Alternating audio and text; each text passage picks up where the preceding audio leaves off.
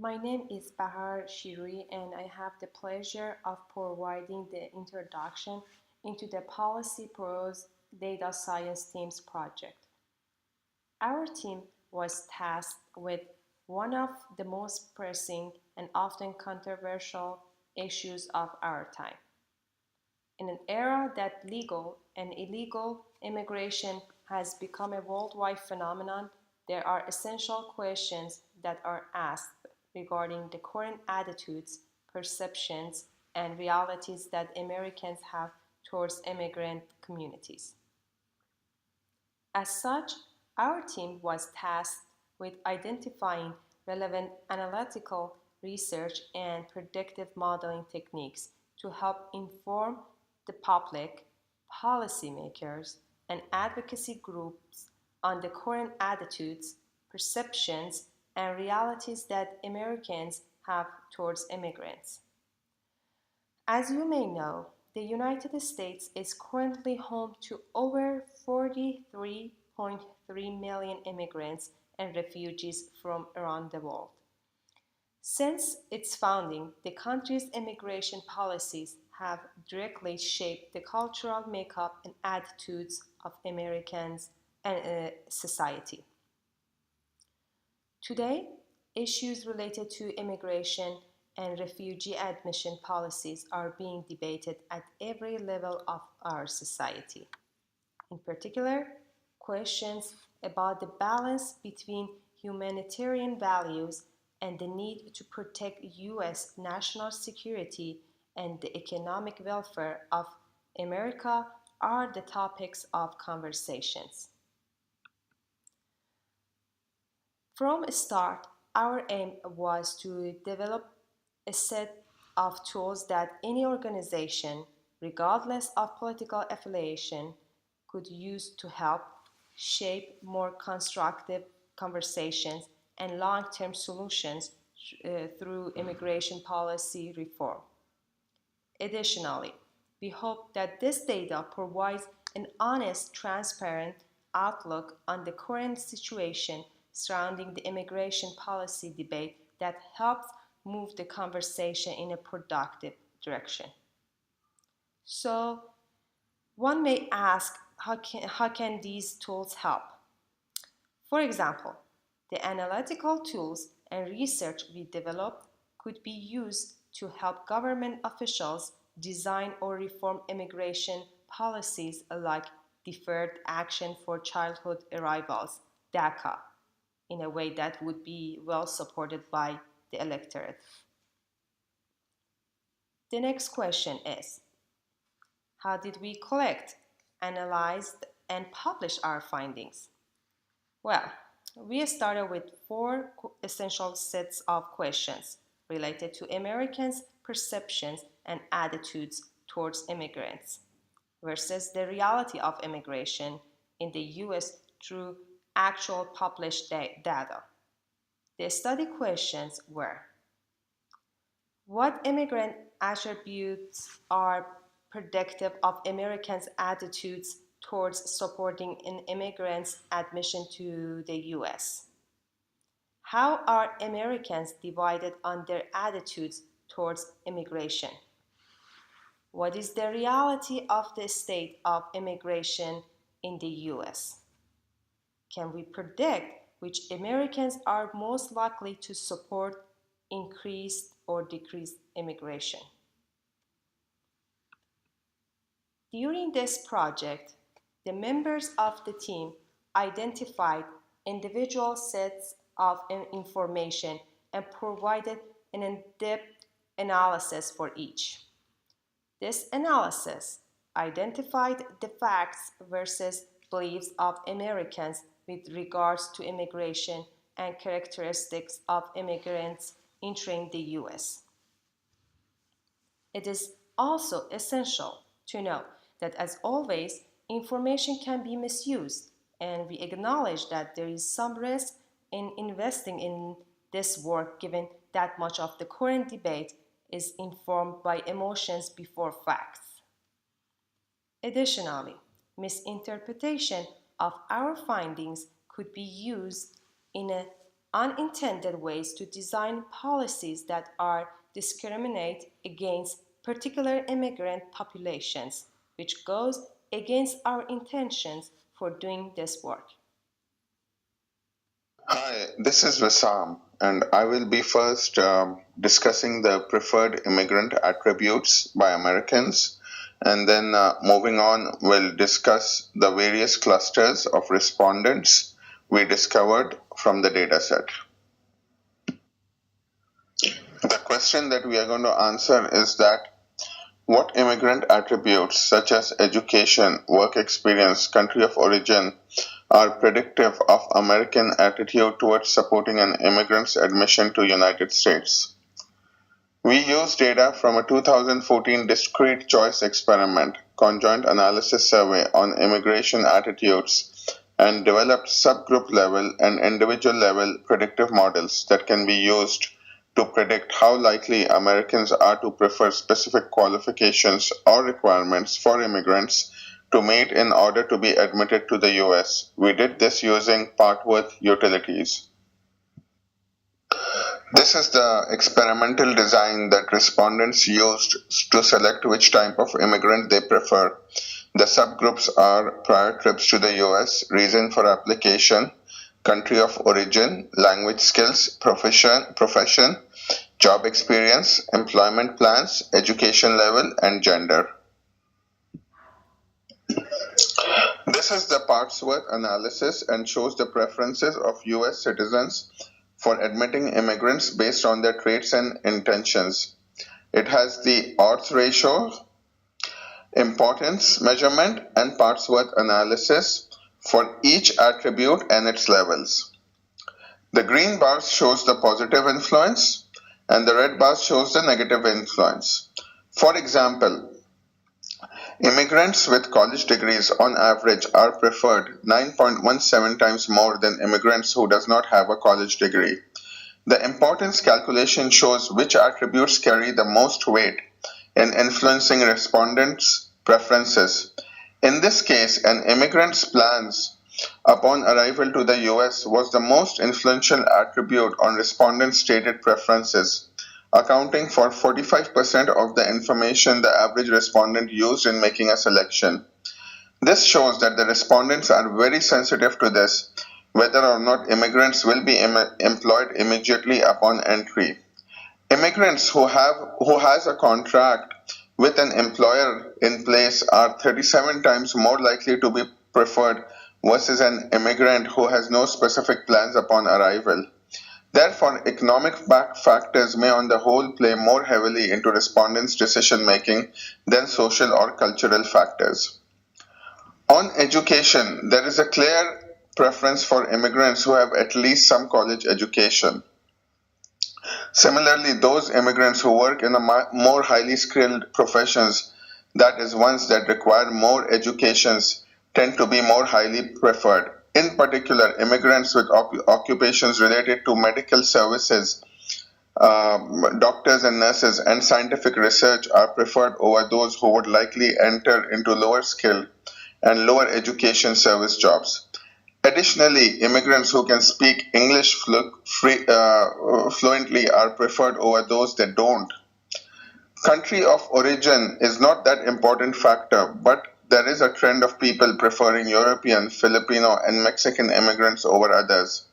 Immigrants from Iraq are 25 times less likely to be preferred for admission compared to immigrants from Germany. Now, if we look at trips, immigrants who have entered the US illegally before are 8.5 times less likely to be preferred than those who have visited legally.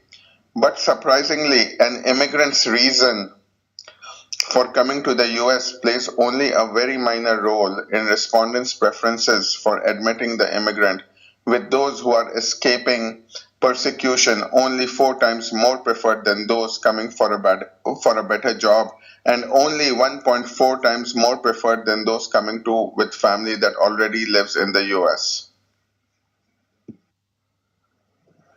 This table shows the immigrant attribute by subgroup. By looking at the table, we can see that in general, our model suggests that college graduates and Americans who live in neighborhoods with many Hispanic care most about an immigrant's plans upon arrival into the US to determine preference for admission. According to the model, white Americans and people who live in neighborhoods with many non-Hispanic immigrants care more about language capability than other subgroups. Americans who did not graduate from college show more consideration for occupation than other subgroups, which hints at possible unease about career competition with incoming immigrants. So here is our key findings regarding American preferences. The first one is maintaining economic independence and security is critical. The second one is that the most important factor is that immigrant should have plan when entering US. The third one is persecution has very little weight in determining preferences, which can be an important insight for policymakers focused on refugees. And finally, our model shows that taken together, an immigrant plans upon arrival, education, occupation, and English proficiency account for about 80% of the information that Americans use to determine their preferences on which immigrants should be admitted to the United States. Now, moving on to cluster analysis, the question we are answering is how are Americans divided on their attitude towards immigrants? We model clusters based on attitudinal differences identified from survey data. Using the responses related to racial bias, attitude towards immigration, and modeled immigrant attribute preferences from Hinmuller and Hopkins survey data, we were able to identify 6 meaningful immigration attitudinal segments amongst our respondents. The 6 clusters are: Cluster 1, diverse working class, which is 16% of sample, believes immigration should remain the same. Cluster 2, younger diverse class, which is 18% of sample, believe immigration should remain the same. Cluster 3, anti-immigration change resistors, which is 20% of sample, believe immigration should be reduced. Cluster 4, elite and urban class, which is 18% of sample, believe immigration should remain the same. Cluster 5, anti-immigration working class, which is 13% of sample, believe immigration should be reduced a lot. Cluster 6, anti-immigration conservative elite, which is 15% of sample, believe immigration should be reduced. Here we are describing the clusters. So in this slide, I have the first 2 clusters. Cluster 1, which is the diverse working class. In this cluster, the respondents were disproportionately racially diverse. They have moderate income. They don't mind living in communities with immigrants. They are more likely to be Democrats, ideologically liberal, and have a low racial bias. They consider immigrant jobs, plans upon arrival, and education as the most important factors for immigrants. They do care about reason for immigration. Cluster 2, which is the younger diverse class, they are younger, more diverse individuals. Similar to Cluster 1, they don't mind living in communities with immigrants, ideologically liberal, tend to be Democrats with low racial bias. And like Cluster 1, they consider immigrant jobs, plans upon arrival, and education as the most important factors. Cluster 3, which is anti-immigration change resistors. They are less racially diverse, they are older, and less likely have attended college. Ideologically, they are conservatives and have a moderate racial bias. They consider immigrant jobs, plans upon arrival, language proficiency, country of origin, and education as the most important factors. Cluster 4, which is elite and urban class, they are wealthy, highly educated, more likely to live in communities without immigrants. They consider themselves Democrats, ideologically liberal, and have a low racial bias. They consider immigrant plans upon arrival as the most important factor. Cluster 5, which is anti-immigration working class, they comprise of lower income males who they're less likely to have attended college. They live in communities without immigrants, strong bias against immigrants and Latinos. They consider country of origin and language more than other clusters as important factors. They also consider immigrant jobs plans upon arrival um, as important factors. Cluster 6, which is anti immigration conservative elite, they are ideologically conservative.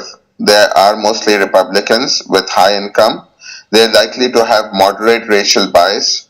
They consider immigrant plans upon arrival as the most important factor. Here we are showing cluster representation in each state. Cluster 1, which is diverse working class, is represented in Oregon, Utah, Texas, Georgia, Nebraska, and Massachusetts. Cluster 2, which is young and diverse class, is represented in Colorado, Missouri, Iowa, New York, New Hampshire, and Maine. Cluster 3, which is anti-immigration change resistors, is represented in Florida, Illinois, Kansas, Arkansas, Ohio, Pennsylvania, Wyoming, and Delaware. Cluster 4, which is elite and urban class, is represented in California, Washington, Arizona, Michigan, Virginia, and Maryland. Cluster 5, which is anti immigration working class, is represented in Indiana, Tennessee, and Oklahoma. Cluster 6, which is anti immigration conservative elite, are represented in Nevada, Minnesota, and Wisconsin. Here is our key findings that shows how Americans are divided on their attitudes towards immigration. So our segmentation analysis reveals that people's attitude towards increasing or reducing immigration do not strictly break down political party or ideological lines. Our models show that these groups tend to break down more along educational and income groups, as well as whether someone is exposed to immigrants in their own community.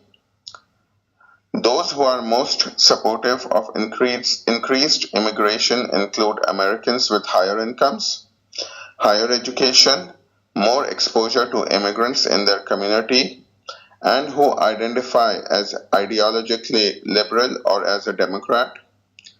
And alternatively, those who want to reduce immigration have lower incomes, lower education, are older, less exposed to immigrants in their own community, and more likely to affiliate with the Republican Party. Our next research question is, can we predict which Americans are most likely to support reduced or increased immigration? For our methodology, we built several models using random forests, gradient boosting machines, logistic regressions, and linear discriminant analysis in R to predict which Americans are supportive of reduced or increased immigration. The final model selected was a random forest model, which had the best out-of-sample model performance based on model accuracy and AUC. Similar to our findings in the cluster analysis Wissam described earlier, an analysis of subgroup preferences towards immigration reveals some common demographic trends in support or opposition to immigration that are reiterated when building classification models to predict whether someone supports a reduction or an increase in immigration. This table here shows the demographic profiles of respondents based on attitudes towards immigration reform, where the red highlighted cells are the higher percentages. This table captures the following high-level trends. Older Americans are more likely than younger Americans to take the stance that immigration should be reduced. Highly educated Americans are more likely to support increased immigration than other groups. People who live in communities with more immigrants are less likely to take the stance that immigration should be reduced. Ideologically conservative Americans and those that identify with the Republican Party are more likely to take the stance that immigration should be reduced. And ideologically liberal Americans and those that identify with the Democratic Party are more likely to take the stance that immigration levels should stay the same.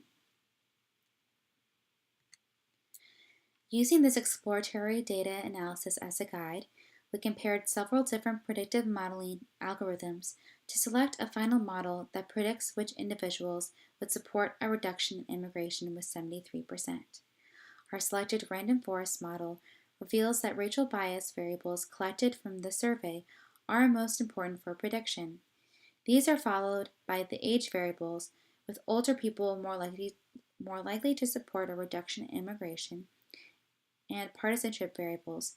People who self-identify as strong Republicans are more likely to support a reduction in immigration, while those that identify as strong Democrats are less likely. Additional information from the education, race, ideology, and income variables also help improve the model performance. Here's a graph that shows the variable importance for a reduced immigration model. Again, you can see the strong variables of racial bias, followed by age and partisanship, and additional ideology, education, etc. Practically speaking, in most cases, the racial bias of individuals is not data that can be measured or easily inferred without a survey instrument. Because of this, it would be difficult to find a data set for predicting support scores for new individuals. Our model instead serves as a descriptive tool for understanding which traits are most differentiating for immigration reform. If institutions were interested in targeting individuals who are more or less likely to support immigration reform to increase or reduce immigration, creating simpler decision rules based on likely partisanship and age would be more easily implemented. Alternatively, if resources are available to fund further research, we recommend exploring the possibility of building models that predict racial bias specifically. These, in turn, could be used to develop individual-level models for predicting immigration reform when racial bias is not observed directly. Overall, our initial review of data shows that reasonable predictions of bias could be made based on age, educational attainment, partisanship, and exposure to immigration in one's own community. This is Justin Lenz, and I'm going to be talking to you now about the current state of immigration within the United States. On our first dashboard here, this illustrates the differences between the native and foreign-born population based on the U.S. Census 2015 American Community Survey information. And as you can see here, I actually have the map filtered to those states with the highest concentrations of immigrants. Leading the pack here is California, about 27% of the population, roughly about 10.4 million foreign-born individuals, followed by New York. New York has about 22.5% of the population, with about 4.4 million individuals that were foreign-born. Texas, while only 16.5% of the population, also about 4.4 million foreign-born individuals. Florida follows, a little under 20% of the population and a little under 4 million people, about 3.9 million foreign-born individuals. Below Florida, we actually have quite a significant drop-off. We have Illinois, about 14% of the population, that's 1.8 million. New Jersey, 22%, about 1.9 million. And then we have Massachusetts with about 1 million individuals that were foreign-born. So removing the filters based on the highest concentration of immigrants, we kind of get a general picture of what the native and foreign-born population looks like in the United States. Here you can see, as far as employment goes, native U.S. citizens are slightly less likely to be employed when compared to the naturalized and foreign-born, not citizen populations, at about 57%, versus about 61.5% for both other groups. You can see unemployment rate for naturalized citizens a little bit lower than for the native population, while the not a citizen category ticks up a little bit higher, about 0.5% higher. The group most likely to be in the military is the native population, and then those that do not participate in the labor force, and that is, of course, by choice. 37% for the native population, 34% for the naturalized, and about 33% for those that are not citizens. From a gender perspective, overall, roughly split with the native population, about 50% male and female, slightly more female than males. Naturalized citizen group, significantly more likely to be female than male, and those that are not citizens, significantly more likely to be male than female. Education level, from an education perspective, you can see we have those that did not graduate high school or its equivalent. High school graduates, those with some college or associate degrees, bachelor's degrees, and graduate degrees. What you'll see the pattern here is generally those that are naturalized more likely to fall into the higher groups here. Those with bachelor's degree, a little over 20%, and graduate degree over 14%, compared to 19% native population and 11% with graduate degrees in the native population. Those that are not citizens, bachelor's degree, significantly less likely to have a bachelor's degree than the native population, 13%, and then under 10% for graduate, compared to 11% for the native population. English fluency, unsurprisingly, native U.S. citizens, 98% fluent, under 2% not fluent. Naturalized, we have about a 2/3, 1/3 split here between fluency, and then those that are not citizens, about 40%, consider themselves to be fluent in English, about 60% not fluent.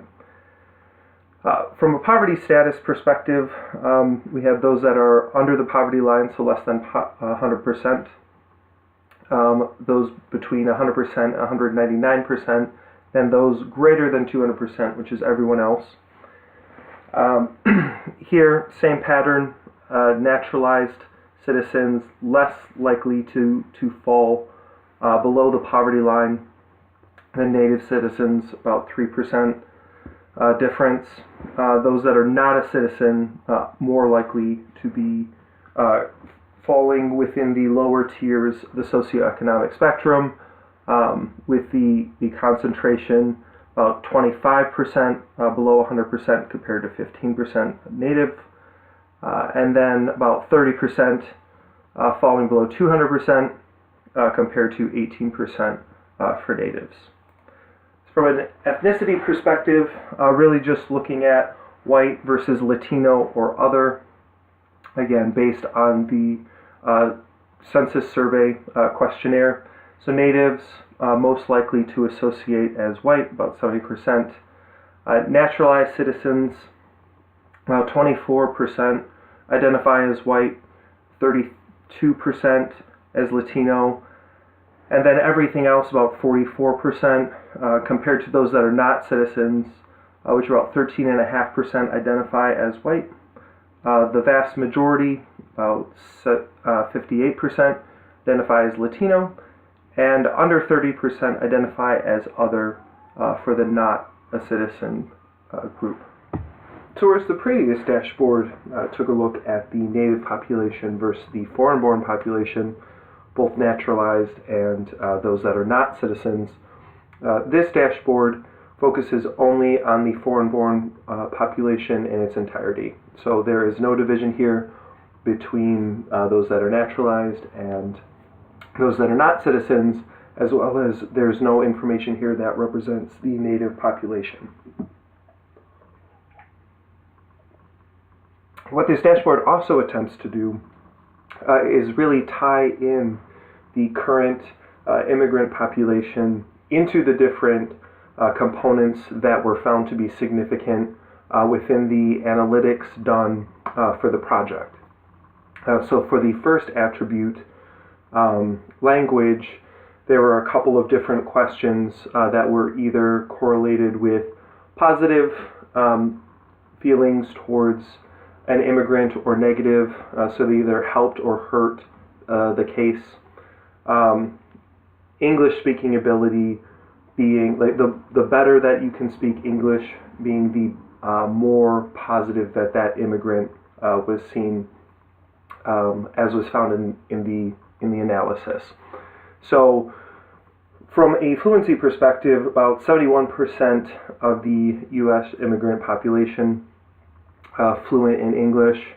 Those having broken English skills, about 19%, and then about 9.5% of foreign-born individuals had no fluency in English. The next attribute is around plans, and really this is about plans for employment. So tying this into the census data we had available, 61.5% of the current foreign-born immigrant population in the United States was employed. About 5%, we can see here, unemployed. Military doesn't register here. Tiny little sliver, very insignificant overall. And then we have a little over 33% not in the labor force. From an educational perspective, the more education, the higher the educational achievement level, the more positively that immigrant was going to be seen. So really a breakdown here of the educational achievement of the current immigrant population in the United States. 12% hold graduate degrees, about 16.5% bachelor's degrees, 19% some college, which includes those with associate's degrees, 22% high school graduates, and about 30% do not meet the high school graduate achievement or its equivalent. All of these include the foreign equivalent. Next, gender. There's a slightly positive correlation found with those immigrants that were female versus a slightly negative one with male. From an overall perspective, immigrant population, about 51% are female and about 49% are male. And the analysis took a look at a couple different countries in particular. So those same countries of origin were taken a look at. Mexico, slightly positive correlation. Mexico made up a very significant proportion of the current immigrant population, about 61%. India, we have 11%, and you can see on the other side, slightly negative correlation of India as a country of origin within the analytics. Philippines, you can see significantly positive correlation. Philippines about 10%. China slightly negative, under 10% of the current population. Germany and Poland both positive, along with France, some more so than others. Germany and France, Western Europe, more so than Eastern Europe, being Poland. But you can see, really, Germany is only about 3%, Poland about 2%, and France less than 1% of the current immigrant population within the United States. Iraq had a very strongly negative impact on the perception of an immigrant, and you can see only about 1% of the immigrant population have Iraq as their country of origin. Somalia and Sudan, less than 0.5%, and significant negative correlation with the perception of the immigrant. And in the final piece of the dashboard we have available, really kind of linking the two dashboards together. You can see the map to the left here kind of takes us back to the map at the beginning. This shows the population of immigrants as a percentage of the population overall for that state. And then over here we see from the analysis the importance of attributes based on the local immigrant population. So those really broken up into segments here, many immigrants versus few, Hispanic versus other. So really what this does is just show, for example, we talked about the plans attribute, which really was tied to employment. Those areas that had many Hispanic immigrants, this was a very important attribute, about 75%, versus if you had a lot of immigrants that were not Hispanic, they were other immigrants, then it was about 34%. And then those areas with few immigrants, still about 53%. So you can see for the various different findings within the analysis, kind of a breakdown of what was important given the local concentration.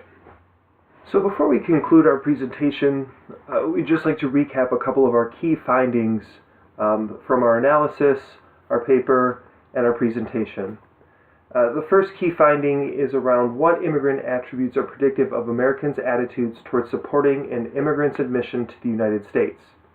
So really, here we have Americans are most concerned with an immigrant's ability to maintain economic independence and security. Whether an immigrant has a job lined up and available when they arrive is the single most important factor that Americans consider when stating their preference on immigrant admission.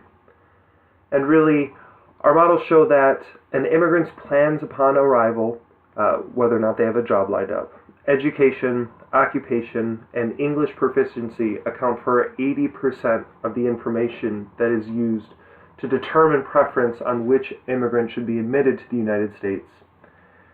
And also note, whether or not an immigrant is requesting entry because of persecution has very little weight or bearing in determining people's preferences. Next key finding is around how Americans are divided on their attitudes towards immigration.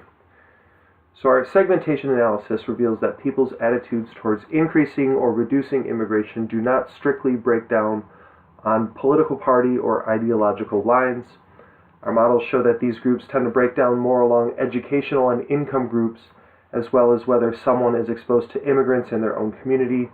Remember, here we have the concept of immigration concentration. Those who are most supportive of increased immigration include Americans with higher incomes, higher education, more exposure to immigrants in their community, and those who identify as ideologically liberal or as a Democrat. Alternatively, those who want to reduce immigration tend to have lower incomes, lower education, are older, less exposed to immigrants in their own community, and more likely to affiliate with the Republican Party. Third finding, really, what is the state of immigration in the U.S.? So here we went through several dashboards. A couple key findings: immigrant populations in the United States vary widely by state, from about 1.5% of the population in West Virginia. Remember, California had the largest concentration, that was 27%, or about 10 million people.